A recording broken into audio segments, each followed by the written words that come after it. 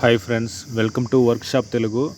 మన ఛానల్కి ఒకవేళ కొత్తగా వచ్చి మన వీడియో ఇప్పుడు ఓపెన్ చేస్తున్నారంటే మర్చిపోకుండా సబ్స్క్రైబ్ చేయండి ఫ్రెండ్స్. ఇప్పుడు మనం చూసేది వచ్చి ఎల్జీలో 315 లీటరు అంటే డబుల్ డోర్లో మామూలుగా ఫ్రీజర్ వచ్చి కింద వస్తుంది, రెఫ్రిజిరేటర్ పైన వస్తుందంట. అంటే మామూలు ఫ్రిడ్జ్ పైన వస్తుంది, ఫ్రీజర్ వచ్చి కింద వస్తుంది అనమాట. దీని ప్రాబ్లం ఏమంటే కూలింగ్ అయితే రాలేదు. దీంట్లో ఉండే కంప్రెసర్ అయితే ఎల్జీ 57, దాని రేంజ్ అయితే మనకు తెలుసు 300 లీటర్ దాకా అనమాట. ఒరిజినల్ పించు, ఎవరు ఇంతవరకు గ్యాస్ ఛార్జింగ్ అలాంటివి ఏం చేయలేదు. ఇన్నరు మామూలుగా ఇది డ్రైన్ డబ్బాలో పోయే పైప్ అయితే ఫంగస్ వచ్చినది, కానీ ఆయిల్ అయితే రాలేదు. ఇన్నర్ కండెన్సర్ అయితే పోయి ఉండదు, కానీ మనకు లీకేజ్ ఎక్కడ అనేది కన్ఫర్మ్ లేదు. బయట ఎక్కడ వెల్డింగ్లో ఎక్కడ లీకేజ్ అనేది లేదనమాట. ఎవరు ఇంతవరకు అంటే ఎవరు చేయబెట్టలేదు, అన్టచ్డ్ పీసు. సో మనం ఇప్పుడు లీకేజ్ ఎక్కడ అనేసి ఒక్కొక్క సెక్షన్గా మనం చూస్తున్నాము. అంతకుముందు ఫస్ట్ ఇప్పుడు మనం ఫ్రిడ్జ్ ఆన్ చేసి అంటే కంప్రెసర్ అన్నీ రన్ అవుతుందో చూడబోతున్నాము. అంటే ఒకవేళ పంపింగ్ పోయినా కూడా మనకు గ్యాస్ ఉన్నా కూడా మన కూలింగ్ రాదు. సో ఇప్పుడు మనం బోర్డు ఆన్ అవుతుంది, అన్నీ ఓకే పక్కాగా ఉంది, కింద ఫ్యాన్ రన్ అవ్వడం అన్నీ బాగానే ఉంది, కానీ కూలింగ్ వరకు రాలేదు. ఇప్పుడు మనం దాని పించ్ అయితే మనం కట్ చేసి గ్యాస్ ఉందా లేదా అనేసి ఫస్ట్ చెక్ చేసుకునేసి దాని తర్వాత ఒక్కొక్కటిగా చూడబోతున్నాం. హీట్ అయితే రాలేదు, కండెన్సర్ హీట్. ఒకవేళ గ్యాస్ ఉండుండొచ్చు, ఫిల్టర్ బ్లాక్ అయి ఉండొచ్చు, లేదు ఎక్కడైనా లీక్ అయి ఉండొచ్చు. ఒకవేళ కూలింగ్ కాయిల్ లీక్ ఉండొచ్చు, ఇన్నర్ కండెన్సర్ లీక్ ఉండొచ్చు, అన్నీ లేదు. కంప్రెసర్ మనకు పంపింగ్ కూడా పోయి ఉండొచ్చు అనమాట. గ్యాస్ అయితే లేదు. సో కంప్రెసరు బాగుండేదానికి అవకాశం ఎక్కువ ఉంటుంది. సో ఇప్పుడు మనం లీకేజ్ కన్ఫర్మ్ చేసేదానికోసం సెక్షన్ పైపు కట్ చేస్తున్నాము, కండెన్సర్ కట్ చేయట్లేదు. సెక్షన్ కట్ చేసుకునేసి మన పైపు మనం ఎయిర్ బ్లాక్ చేసేటప్పుడు అంటే కంప్రెసర్ కండెన్సర్ డిశ్చార్జ్ నుంచి వచ్చే ఎయిర్ మొత్తం వచ్చి అక్కడే బ్లాక్ అవుతుంది అనమాట సెక్షన్ పైపు కాడ. ఒకవేళ మనకు ఏదైనా లీకేజ్ చిన్నదైనా లేదా పెద్ద లీకేజ్ అయినా ఖచ్చితంగా ఎయిర్ మనకు అక్కడ పెరుక్కొని వస్తుంది.